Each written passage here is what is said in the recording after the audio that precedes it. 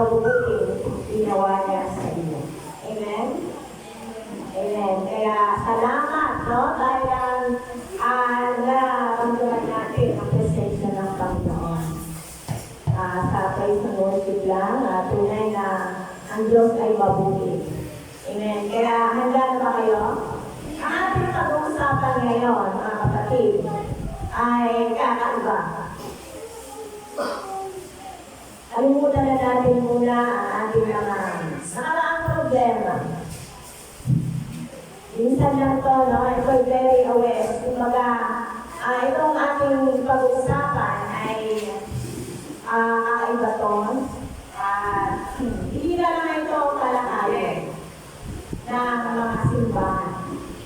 Kaya handa na kayo, tayo sa magdali ng malalangin, ang manalangin, na patuloy na ang salita mo ang siyang naging gabay. Ang banal na Espiritu ang aming patnuban at ang aming Panginoong Isus ang ating tagumpay. Hallelujah. Panginoon, sa mga oras na ito, nagagalak po kami dahil nakikita namin ang iyong presensya na kami na patuloy na iyong kinukupo. Kami ay patuloy mo, Panginoon, sinasama sa iyong layunin, sa iyong plano. Kami na naririto ngayon. Kami po ay nagtutuloy na kapasalamat sa iyo, nagpapakumbaba. Salamat, O God, sa kapatawaran ng aming mga kasalanan at patuloy ang iyong kabutihan ay aming nararanasan. Kaya aming Diyos, pagharian mo ang lugar na ito at ikaw, O God, ang siyang gumabay. Banal na Espiritu, ikaw, Panginoon, ang pumilos upang ang salita mo ay aming naunawaan at ako rin lingkod ay siya lamang daluyan ng iyong pagpapala. Salamat po, Ama, sa pangalan ng Panginoong Isus at pagkikisan ng banal ng Espiritu Santo. Amen. Palakpakan natin ang Diyos sa lahat. Sa mga oras na ito ay kakaiba po ang ating mga tatalakayin. Ito ay napag-usapan sa Biblia na unay ng pagsamahin ang prayer, ang faith. Ito ay 2,350 verses na pinag-usapan sa salita ng Diyos. Bago tayo talakayin ang prayer ng Panginoon, kapayapaan ng Diyos ay nasa ating lahat. No? Kaya, God is good. Sabi dito sa ating kaninang pinag-aralan at binasa kanina sa Kawikaan, Kapitulo 11, versikulo 24 at 25. Sabi dito, ang taong makabigay ay lalong yumayaman, ngunit naghihirap ang itong na mga kamay. Ang taong matulungin, sagana ang pamumuhay, at ang marunong tumulong ay tiyak na tutulungan.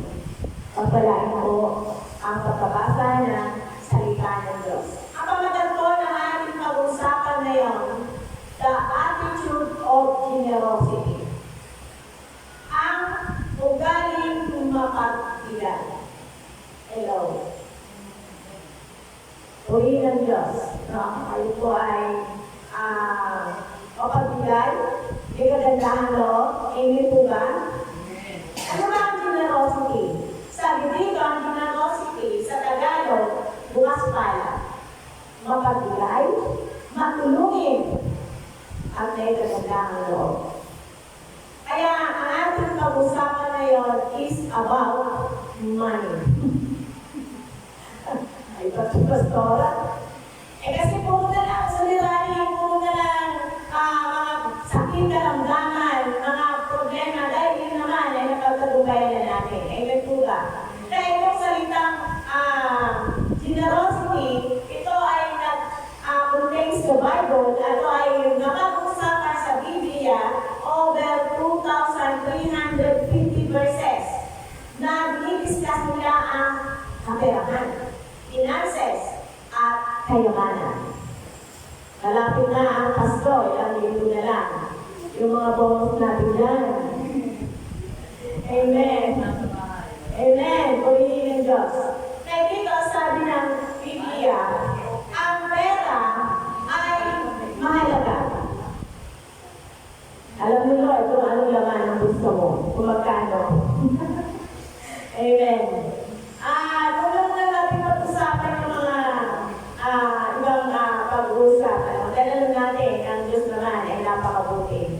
Kasi mga mas na ito, sabi nga dito, sapagkat ang pera, it's not about na marami kayong pera sa bangko, marami kayong kayamanan, o ano pa man. Ang pinag-usapan dito, yung the attitude o yung pagiging ugali na mapagbigay. Kaya, sabi dito sa kalita ng Panginoon, ang taong mapagbigay ay lalong yumayaman. Mayaman na ba kayo? Sabi dito, ang naghirap ang itong naman. Diba? Sabi nga nila, kailangan tayo at tayo ng aming paklaw, boksingero, gano'n. Pero hindi ito dapat kaiwano, kabukas. Amen? Kasi, kung tayo ay nagbibigay, tayo ay matatanggap. Amen? Naniniwala ba kayo doon? Kaya dito, because money, hindi po ito kasi ngayon nagkakatulong na pagdating sa kaperahan, it is a heart issue. Sa puso nun. Kaya nga sabi nga ng Panginoon sapagkat kung saan naroon ang iyong kayamanan, naroon din ang iyong puso.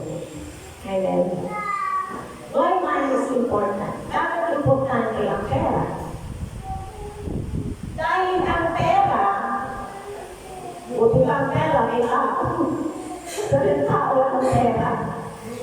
Pero sabi dito, dahil ang pera, ito ay ating ginagamit sa buhay natin. No? Ito ang source ng kung paano tayo mabuhay. Kaya ang pera ito ay ginagamit natin para sa ating basic needs, sa ating mga pangangailangan.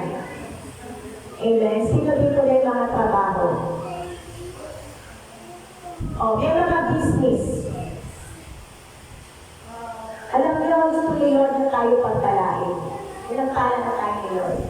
Pero ang gusto niya na tayo ay maging sagana, hindi lang sa ating magandang kalusugan, magandang buhay. Dahil pag tayo kasi may pera, ito ay nagbibigay sa atin ng ating pangangailangan, meron tayong pagkain sa ating hapat kainan, di ba? Meron tayong mapitirhan, at meron tayong health care. Wala man tayong pera kasi ngayon, pag wala tayong pera, ay pag tayo nagkasakit, kawawa, di ba? Kaya ang pera ay importante sa buhay. Amen. Dahil ito nagbibigay sa atin ng kapayapaan. Kasi pag wala kang pera, wala kang pamasay bukas, wala kang kapayapaan, saan kayo natututuwa ng pera? Saan kaya mangungutang? Diba? Pero sabi nga, ang pera ay dapat siya maging alipin natin. Huwag natin malhalin. Kasi sabi nga nila, pag ikaw may pera, niribigay kung sino ka. Pero sabi nga sa salita ng Panginoon, ang pag-ibig sa pera ay yung ang dahilan, is tarong ng lahat ng kasamaan. Sabi dito sa 1 Timothy 6:10, the love of the man is the root of all kinds of evil. Hindi yung pera, kundi ang pera ay ginagamit yan para ikaw ay guminhawa at gawin ito para tayo ay pagkalain. Amen. Kaya dito, ang generosity ay dapat makikita rin sa atin. Ang generosity reflects God's character. Diba? Nagmula sa Panginoon ang mapagbigay. And dito sa John 3:16, kaya na lang ang pag-ibig ng Diyos Ama sa sanlibutan na kanyang pinagkaloob ang kanyang bugtong na anak. Ang sino man ang manaligan na nakalataya, tayo ay may buhay ng walang hanggan. Pag sinabing mapagbigay, generosity, hindi lang pera, kundi pati oras, pati talento, pati ang pagbibigay mo ng mga halaga sa gawain ng Panginoon. Yan po ang generosity. Dahil ang generosity, ang pagbigay ay tunay na pinagpapala ng Diyos. Amen po ba? Amen. Kaya ang Diyos, ang Panginoong Isus, naghirap para tayo ay sumagana. Sino dito kumakain ng 3 beses isang araw? Praise God, para ay pray ng Diyos sa tunay na makakasama namin sa protein. Hallelujah. Amen. Kaya dito, ang Panginoong Isus pumunta dito para magbigay sa atin ng buhay. At siya. Sabi ni Pastor Yu, ibigay kasya lang. No, tayo kumakain 3 beses isang araw, meron pa nga, minsan di ba pakain, di ba? Yung mga midnight snack pa. Ano? Amen. Kaya, gano'n ang Diyos kabuti. Si Pastor Rocky, 6 na beses. Hallelujah. Walang problema yun. Basta meron kang pambili at yung katawan mo ay dapat ay nasa mabuti rin kalagayan. Dahil lahat ng sobra masama. Naniniwala kayo doon? Lahat ng sobra kasi masama. Kaya dito, ang pagiging generosity dapat ay makita sa pananampalataya at patuloy na ang Panginoon ay sa iyo ay magpapala. Amen. Kaya sabi dito, kayo po ba meron ng nakaranas na kayo na nakululog o nagbigay sa mga tao na nangangailangan? O nagbibigay lang kayo kung sa meron pang mapapakilabangan? Bibigyan mo ito kasi pagdating ng pastor, bibigyan lang ako dito, di ba? Ganon ang sa mundo ganon ang pattern ng mundo. Sabi nga ng pamintang ni Apostol Paul sa John 12:2, ay ganyan natin ang pattern sa mundo. Ang mundo talaga may pattern. No? Dahil pag ikaw ay may pera, malakas ka. Pero pag wala kang pera sa mundong ito, mahilang nilalang ka. Naranasan mo na ba yun? Pag wala kang pera. Pag pumunta ng ospital, pag wala kang pera, hindi ka makakapunta sa ospital. Hindi ka makaka-admit. Kaya ang pera talaga ay tunay na dapat ay marunong tayong maging katiwala ng ating kaperahan. Sabi dito, give freely and will become wealthy. Ang pagbibigay ay tunay na ito ang daan para kang sumagana. Paano malika ako sasagana, Pastora? Wala naman ako ibibigay. Sila nagbibigay kasi marami silang pera. Diba? Yun ang katwiran natin At dito, ang pagbibigay kasi, ito po ay isang stewardship kasi yan. Pag ikaw ay nagbibigay, if you are generous, generosity strengthens our relationship. Pag ikaw mapagbigay ng pera, mapagpakumbaba, sana kasi Diyos mapagbigay, makapagpasensya, bukas ang palad mo.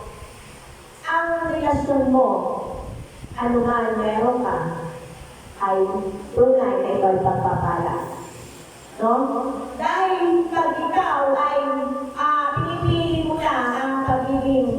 papautangin kasi wala namang ipabayad dyan. Diba? Yun kasi ang tatay ng mundo. Pero sabi dito, ang taong natulugin sa sagana ang pamumuhay at ang marunong tumulong ay tiyak na tutulungan. Kaya nga tayo mga kapatid, tayo ay pinagpalaan ng Panginoon. Amen. Narito kayo ngayon, nalakas, wala kayo sa ospital. Pero nakikita natin na meron mga nasa ospital ngayon, they are living. They are only existing but not living. Mga naka-aparato. No? Nag-i-exist lang sila. Pero hindi sila nabubuhay. Kunin mo yung mga aparato na yun, sila ay mamamatay.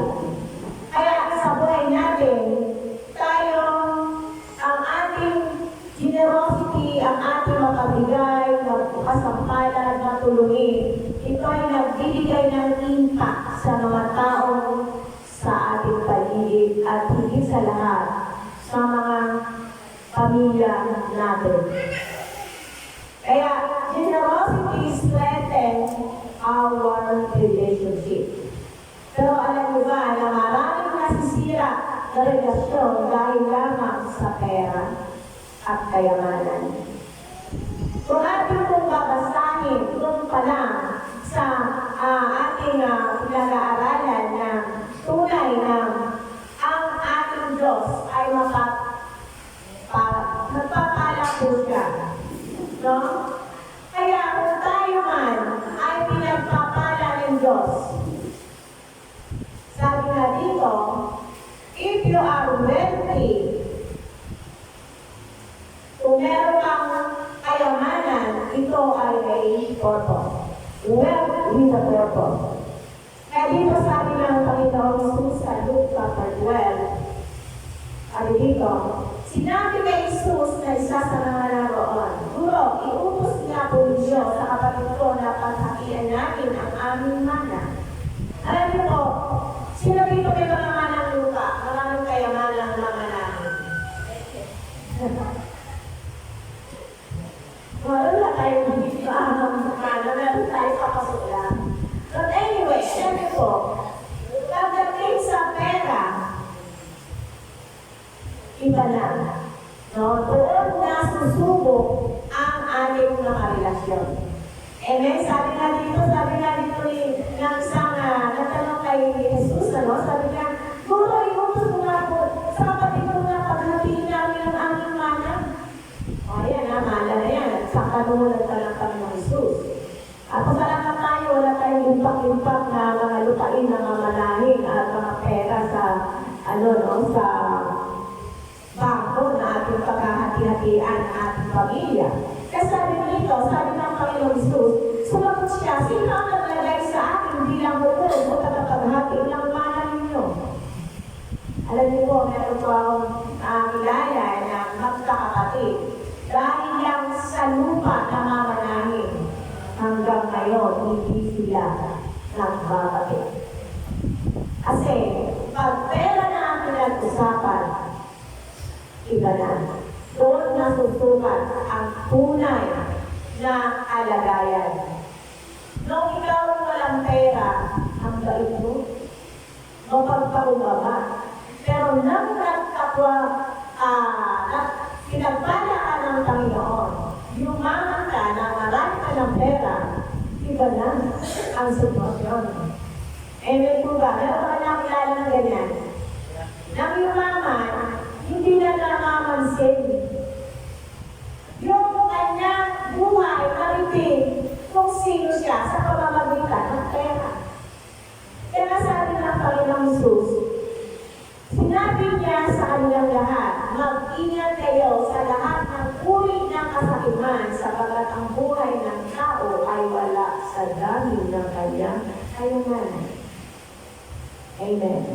Alam niyo po, dito nagkakatalo. Dito nagkakaroon ng tatalo pagdating sa tiyan, pagdating sa kayamanan.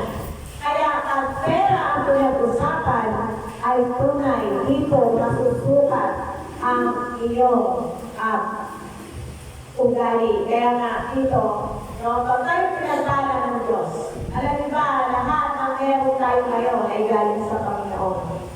Kaya tayo, pag tayo ay pinagpala ng Diyos, huwag po natin hayaan na tayo ay malasing sa ating kayamanan. Kaya minsan sabihin natin, Lord, pagpalain niyo nga po ako, Lord.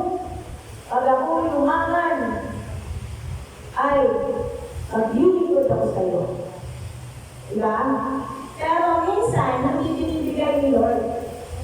Dahil pag hindi pa handa ang iyong puso, pag hindi pa handa ang iyong isip, pag ikaw ay galing sa hirap at biglang yumaman, baka malasing ka at makalimutan mo ang nagpala sa iyo. Amen po ba? Kaya minsan pag hindi ka handa, no, sa paghawak ng kayamanan, hindi ka maging magandang katiwala, hindi mo na ibibigay ni Lord sa iyo. Kaya atin pong isipin na ang pera, ang generosity, strengthen our relationship kung ito ay ginagamit natin para din sa pakinabang ng ating kapwa. Kaya ang gusto ay tunay na tayo ay pagpapalain kung tayo po ay mabuting katiwala. Amen.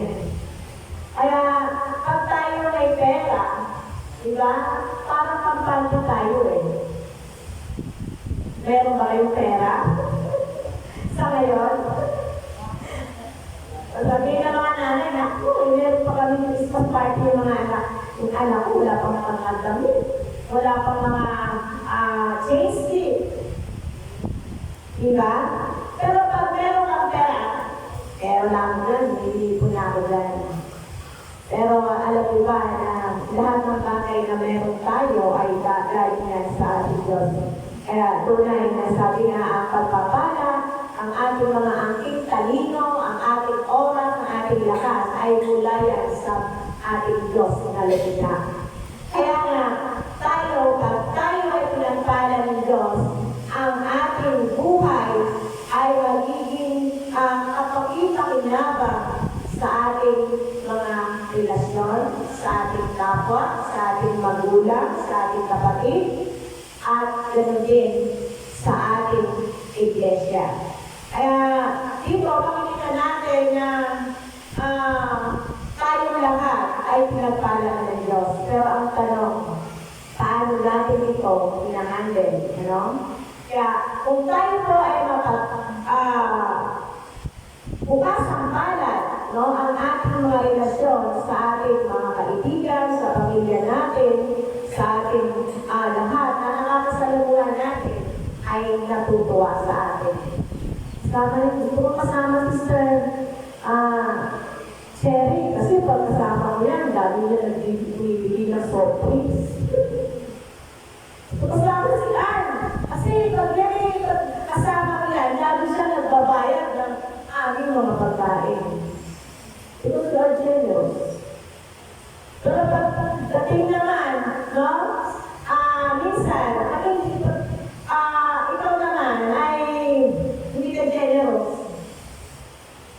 Teka muna. Tutulog ka sa bulsa mo. Ay, naiwan ko yung pera. Diba? Kaya alam mo po, pag ikaw po ay daluyan ng pagpapala, hindi nyo napapansin.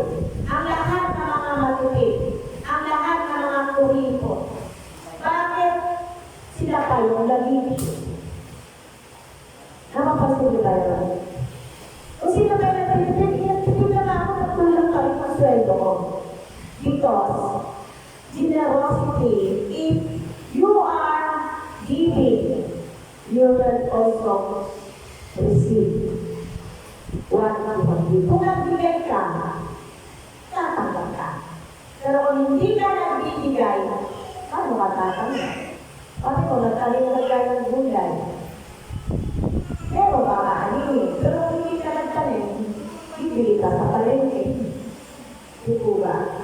Kaya ito ay solid and hindi confident mo siya mong kaaninin. Kaya pag ikaw ay generous, pagbigay, ikaw ay matulungin, ikaw ay may kagandahang loob, ang mga relasyon mo sa kapwa mo, sa kapamilya mo, sa kaibigan mo, hindi ka malamot, purihin ng Diyos, isa ka pagpapala at pagpapalain ka ba. That is number 2. Generosity makes us a blessing to others. Amen. Sasabihin mo, hindi mo na ako magbibigay kay Lord. Hindi mo na ako magbibigay pag umabot na sa 20,000 ang buwan ng sahod ko, saka na lang ako magbibigay. Kasi tapos pa rin eh. Hindi ka lang makapabigay sa maliit. How much more sa malaki? Hello. Alam mo ito po ay sabi nga dito sa Luke 16, no? Luke 16, verse 10, ano sabi dito? Ito ay sabi ng salita ng Diyos, no? Kaya pagdating sa, sa financial, makasabi nila, lalo na yan, naturo naman yung prosperity gospel. Magbigay. But alam niyo po, ang pagbibigay po, generosity makes us a blessing dahil sa Luke chapter 6 verse 10, ang magpagkatiwalaan sa maliit na bagay ay magpagkatiwalaan din sa malaking bagay. Ang mandaraya sa maliit na bagay ay mandaraya rin sa malaking bagay. Kaya kung hindi kayo mapagkatiwalaan sa mga kayamanan sa mundo ito, sino ang magtitiwala sa inyo ng tunay na kayamanan? Amen. Kaya po tayo, no? Pag tayo ay generous, mapagbigay, at lalong handang tumulong, ay patuloy na ang pagpapala po ay dumarating. Sa pagbibigay, doon ka tatanggap. No? Sabi nga nila, sana lang tutulong sa nanay ko. Pagsunod na ako ng lalaki. Magkali yung malaki. Sa maligay, hindi ka pa nagbibigay. Paano kung malaki na? Malaki na, ibang usapan na yun. Diba? Kaya, ang pagbibigay, it is a matter of heart. Kaya sabi ng Panginoon, kaya ito tinuturo ng ating Panginoon para tayong lahat ay maalis sa kasakiman sapagkat ang buhay ng tao ay wala sa dami ng kanyang kayamanan. Luke chapter 12 verse 15. Anong nangyayari sa bansa natin ngayon? Trending. But tayo po lahat ay pinagpala ng Diyos. Tayo ay dumating sa mundong ito na hubad. Aalis tayo sa mundong ito na hubad. Kaya kung tayo ay pinagkatiwalaan ng maliit na bagay, dapat po natin ito ipagpasalamat sa Diyos. Dahil sa maliit na yun, doon, nasagana o hindi po tayo nagdadapot. No? Kasi yan po ang natural law, maging sa ating salita ng Panginoon. Kumakaya 2,350 na mention doon sa Biblia, sa mga pagtuturo, no? Sabi ko sa mga Bible scholar na 2,350 verses that discuss money, finances, and wealth. Kasi ito tayo subukan, di ba? Akala ninyo, ang pag-iigis, itong bagay na nag-iigis kayo, nagbibigay kayo, how much more? So kayo nakakatulong sa kapang nyo, nakakatulong kayo sa pamilya nyo, no? Nakakatulong kayo, higit sa lahat, sa ministry. Kaya nga, sabi dito, generosity strengthens our relationship. Generosity makes us a blessing to others. Generosity makes us partners in ministry. Amen. Sabi dito, alam niyo po, nag-i-invest tayo ng mga bagay, no, na hindi naman talagang hahantong sa sa habang buhay. Why not invest sa mga bagay na hindi ito makakalimutan, ito ay iyupang tunay na pagpapala sa buhay mo hanggang panahon. No? Generosity makes us partner in ministry. Kaya alam niyo po, ang UJCC, mataas na parang.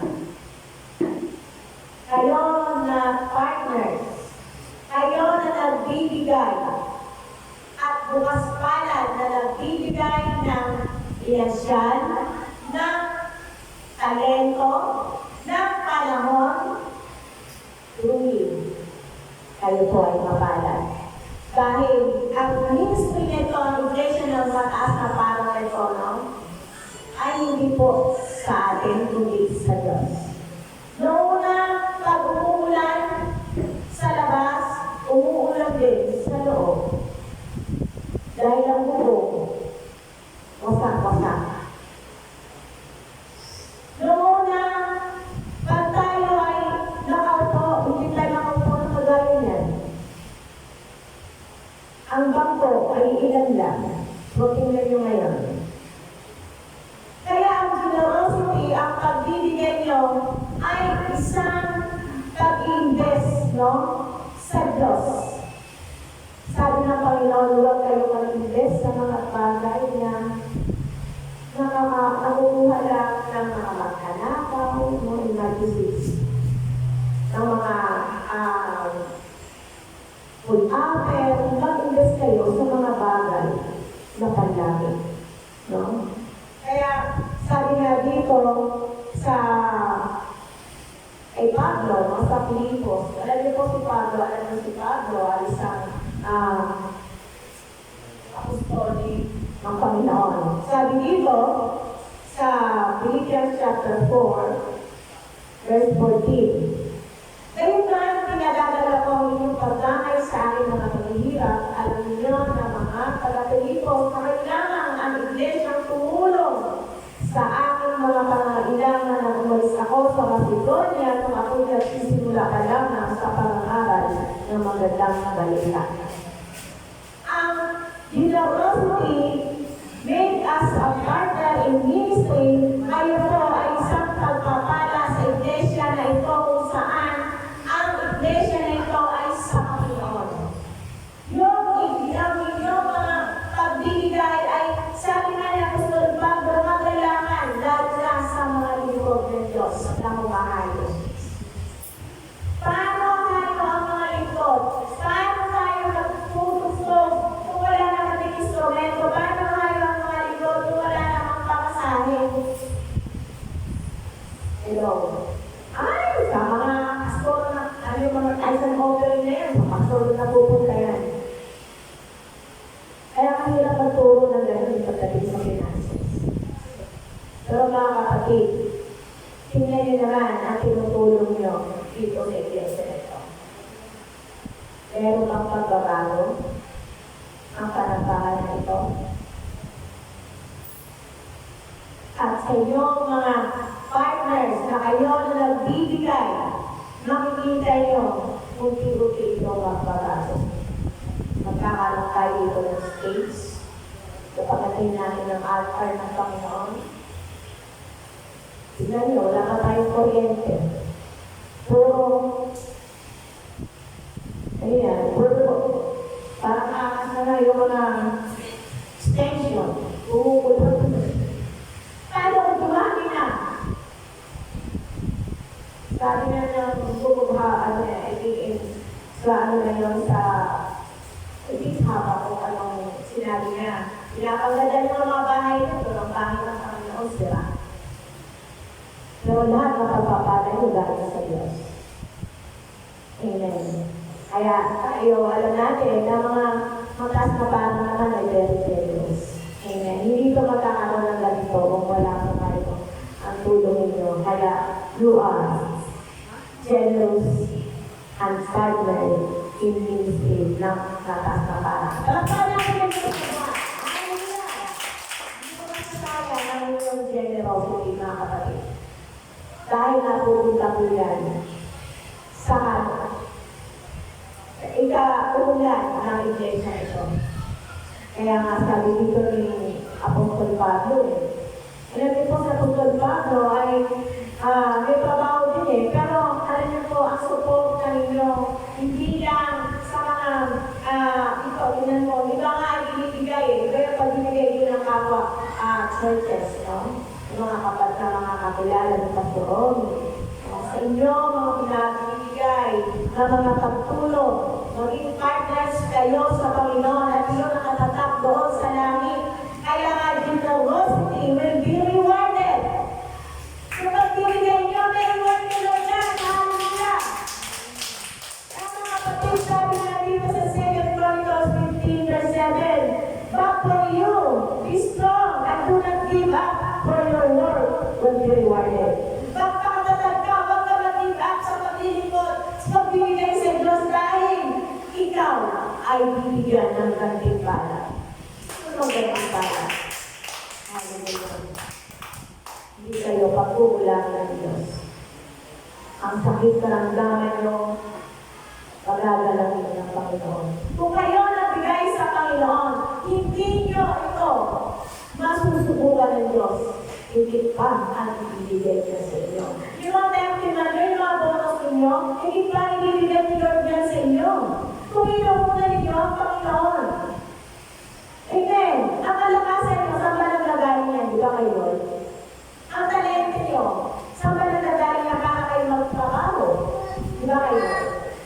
Kaya dito, sabi nga ng ating Panginoon, ang inyong mga ginagawa ay hindi yan mawawala ng kabulungan.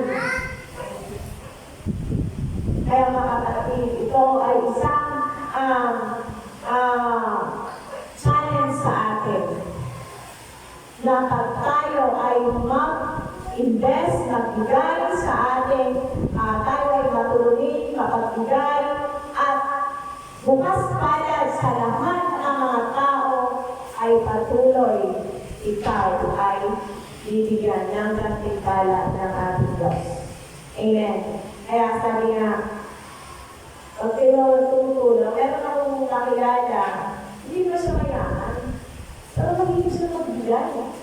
Pag galing sa abroad, magbigay siya, hindi pa naman tititsugin na mga binibigay niya, kape, Maxwell, pantalon, Levi's. Sabi ko, hindi, pag binibigyan ko sila, maganasan nila yung magaganda naman, natutuwa ako. Kaya pinapagalitan ng anak, kanyang kapatid. No? Dahil napagbigay siya sa pulang sa magluluto yan. Magluluto yan. Pag ka nagluluto birthday yun, hindi. Pag-ibigay lang niya. Sinasdahan ko generosity. Kapag siya napunta sa ibang lugar, sa lugar nila, kapag siya namamalengke, para siyang konsihan lang. Kasi nakikita sa kanya ang mapagbigay, ang pagtulungin, at bukas na palad sa kanyang buhay.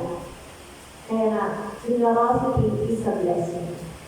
At dito mga kapatid, huwag ko natin sabihin na, hinayangan. Minsan hindi mo na ako papasok kasi may trabaho ako, linggo kailangan ko mag-overtime kasi kailangan ko mag-ibigay na. Ayaw akong bayarin.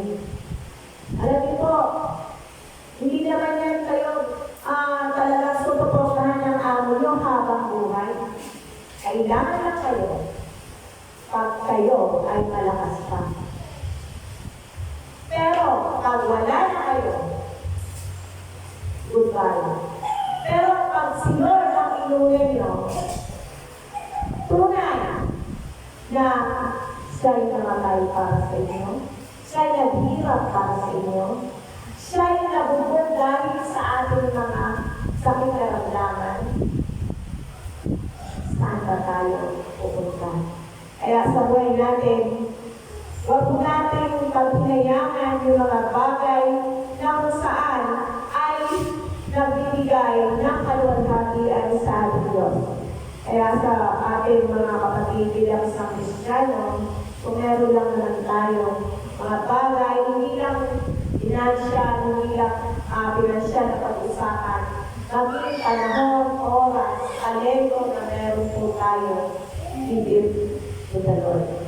Dahil hindi sa lahat ng oras ay mananatili tayo sa mundo ito.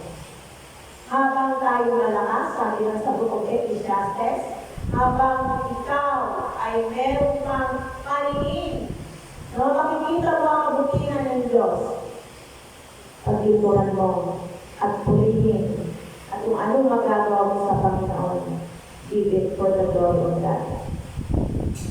Kaya mga magulang at kapatid, maraming bayarin, di ba? Lalo na pagdating ni hindi sa tubig, sa kuryente, sa bahay. Paktay na ang pinansyal. Tapos darating pa si Judith. I-Judith mo na sa tubig eh. Judith mo na rin sa nawasa. Pag sabi nga ng Panginoon, God will supply all your needs. Amen? Pag ikaw ay magpagbigay, pag ikaw ay tumutulong, ikaw rin ay tutulungan. Pag ikaw ay nagbibigay, ikaw rin ay tatanggap. Amen po ba? Amen.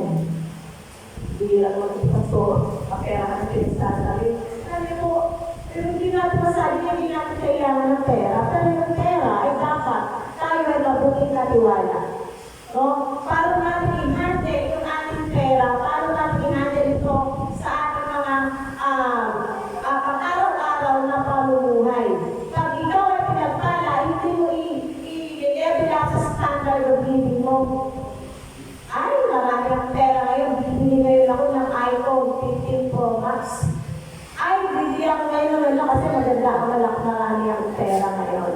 But remember, sabi ng mga Panginoon, sabi nga dito na gusto niya ng tao ay hindi maapunta doon sa mali, the sin of greediness, yung kasakiman. Kaya sa ating buhay, mga kapatid, no? Huwag po natin hayaan na yung pagpapala ng Diyos sa bawat isa sa atin ay mawalan ng kabuluhan. Amen. Kaya pag tayo po ay marunong magbigay, sabi na dito, the attitude of generosity, it will strengthen your relationship. It will make you a blessing to others. Generosity will make us partners in ministry, and generosity will be rewarded. Dapat italaan po tayo mga kapatid. Kaya sabi nga ng Panginoon, dito po tayo susubok ng ating Diyos in Malachi 3:10. Ano sinabi ng Panginoon? Sa lahat ng pangako niya, in the Old Testament, sabi niya, subukan niyo ako. Kasi pagdating sa pera, doon tayo nakakasubukan. Kasi where your wealth is, ang puso mo na doon sa kayamanan, di ba? Pero, pag ikaw ay maging mabuting katiwala lang tayo kapatid sa ating kung ano meron tayo, katiwala lang tayo sa ating mga talento, maging ang buhay natin, maging ang kayamanan na kung ano na meron tayo, katiwala lang po tayo. Pero pag tayo ay pinagkatiwalaan ng tiwala, pinagkatiwalaan tayo ng Diyos ng maliit na bagay at tayo naging laman, tayo ay iaangat pa sa malaking bagay. Amen. Kaya promotion comes from the Lord. Amen. Kaya sabi dito in 2 Corinthians 9 verse 8, ay sila po ating pag-aaral, pinag-aaralan ngayon dahil pera nila kasi pagtore. Pero lahat lang tayo talaga ay pinagpapala ng Panginoon. Amen po ba? At parang hindi kayo masaya. Lapan natin ang Diyos. Kasi hindi ko na nakalain ka. Alam mo kung puro problema. Huwag na puro sakit karamdaman. Huwag na puro anak na nangyayari sa buhay.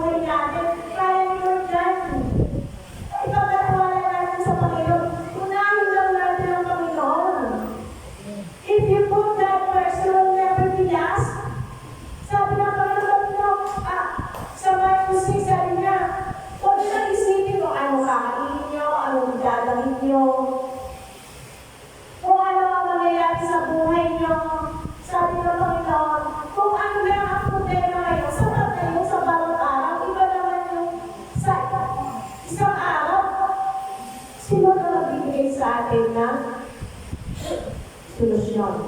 Kaya, mga kapatid, itong Paskong ito, no? Birthday ng Panginoong Jesus. Ayun ko lang, sabihin ko na this coming December 21, ay meron tayong Thanksgiving party sa Panginoon. Amen? Okay ka lang? I-celebrate natin ang mga pagpapala ng ating Diyos na pinagalo niya sa atin. Kaya sabi nga sa 2 Corinthians chapter 9 verse 8, magagawa ng Diyos na pasatanayin kayo sa lahat ng bagay upang sumagana kayo sa lahat ng bagay hindi pa sa inyong pangangailangan upang sumagana kayo sa mabubuting gawa. Kaya kayong pagpalaan ni Lord.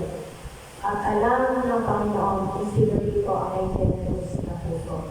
At I know and I believe na ang mataas na parang ay very generous.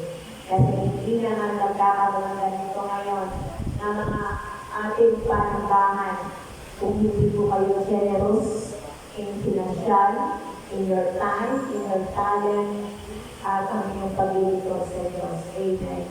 Kaya, pag kayo ay generous, ang Panginoon ay nag-dulo and happy and God will bless you more. Very welcome yan sa ating Diyos. As sa darating ng Thanksgiving natin, meron kayo niyan bonus. Amen! Pumili ng Diyos! Palakpakan natin! Pumili natin muna ating mga problema. Dahil ang problema, ang salita ng Diyos ng Ama ang ating gabay. Ang patnubay ng banal na Espiritu at ang tagumpay ay nasa ating Panginoong Kristo. Kaya, tayo po ito ngayon. Hallelujah, Lord! Salamat! Dahil lahat ng bagay na meron kami maging ang buhay namin ay sa iyo. Ikaw ang isang modelo na makagbigay. You are a generous God. Panginoon, kaya sa mga oras na ito, hayaan mo na kami rin ay sarili pagpapala. Kaya ako, Lord, na maranasan namin, O God, na kami ay daluyan ng pagpapala, O aming Ama. Kaya sa mga oras na ito, kami ay patuloy mo, O God, na maranasan namin ang katagumpayan, ang pagpapala, ang favor sa aming mga hanap buhay, sa mga anak mo na nagtatrabaho, sa mga kanilang mga business, Panginoon. Aming Diyos, patuloy na iparanas mo sa kanila kung paano, O God, gusto kami mapagbigay, naging generous. Ikaw mismo, Panginoon, ay naging generous sa amin. Hindi lang, Panginoon, pera ang binigay mo sa amin, higit pa, O God, ang iyong buhay, ang iyong banal na dugo, O aming Diyos. Ano ba ang bagay na mahirap para hindi mo kami pagpalain, Ama? Kaya sa mga oras na ito, O aming Diyos, kaya ano, O Diyos, na kami, na iyong mga tinawag dito sa mataas na parang, ay maranasan namin ang kasaganaan, maranasan namin dahil sa amin, tunay na pagsunod sa iyo, Panginoong Diyos. Kami ay magbibigay ng oras, magbibigay kami ng panahon, maging ang aming paglilingkod, maging ang aming tinatangkilik, O aming Diyos. Tunay na kami ay mapalad na. Kaya sa iyong mga kamay, Panginoon, yung mga anak mo na narito, ay patuloy na maranasan nila ang kapayapaan, ang kagalakan, ang kaligtasan, at kagalingan sa lumang sakit na ramdaman. At ikaw, Panginoon, ang pag-iingat sa bawat desisyon ng kanilang buhay, sa bawat pupuntahan, Panginoon, sa bawat, Panginoon, aming gagawin. Ikaw ang aming gabay at patnubay, O aming Diyos. Kaya sa aming mga buhay, O aming Ama, naranasan namin ang tunay na pagpapala na nagmumula sa iyo at dadaloy, O God, sa mga tao na nangangailangan. At tunay ng aming buhay ay marami pa ang makakilala sa lugar na ito, O Diyos. Ang mga naririto na mga kabataan na wala dito ay sila, Panginoon, ay tatapuin mo. At tunay ito na ang panahon. Hindi bukas, hindi sa kanilang. Ito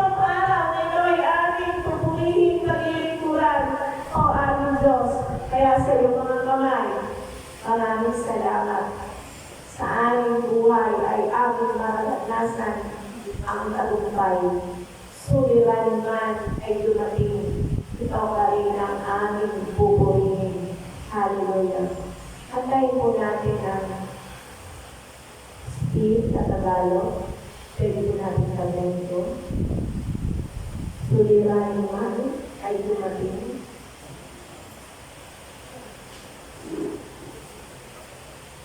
Alam niyo po, sa mundo ito meron talagang kapit-kapian. Basta ng Panginoon, hindi na tayo iwan at kababayaan. Tayo na naririto pa rin ay mananatili sa ating Diyos. Hallelujah.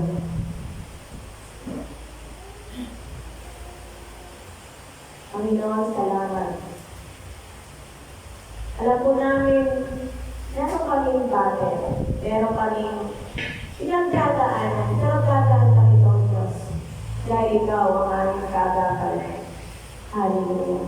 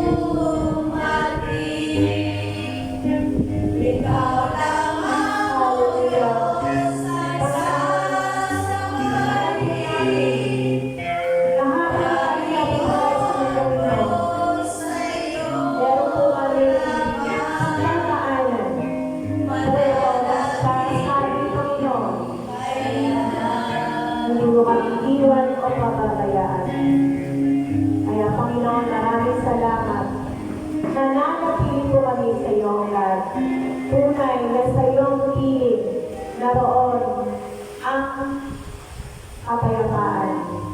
Sa aming pananatili sa iyo naroon ang katagumpayan. Sa aming pananatili sa iyo andoon ang kagalingan. Sa aming pananatili sa iyo nandoon ang katagumpayan. Kaya sa iyong mga kamay o aming Diyos, ang mga anak mo na narito ay patuloy na nanatili sa iyo dahil tunay ay magtapat. Aming Diyos, sino pa ang aming Ama, ang aming pagtitiwalaan? Sino pa po ang aming hihingan ng tulong? Kundi ikaw lamang ang Diyos na hindi lang babago. Ikaw lamang ang Diyos na tunay na mabuti. Ang iyong pag-ibig sa amin ay walang kapantay, kaya aming Diyos, maging mananatili hanggang sa iyong muling pagbabalik. Ang kapayapaan, ang kagalakan, ang pagpapala, at ang kagalingan at higit sa lahat kaligtasan ay mararanasan ng iyong mga anak. At marami pang mga tao ang pupunta sa lugar na ito at sasabihin o Diyos na ikaw ang tunay na Diyos na aming pagtitiwalaan dahil nasa iyo na ang lahat ng aming pangangailangan. Salamat po nga sa pangalan ng Panginoong Hesus at kapiligisan ng Banal Espiritu Santo, lahat ay magsabi na Amen! Pagpalain kayo ng Panginoon, makaupo na po tayo at tatawag natin sa pagpapawis sa ating Holy Communion.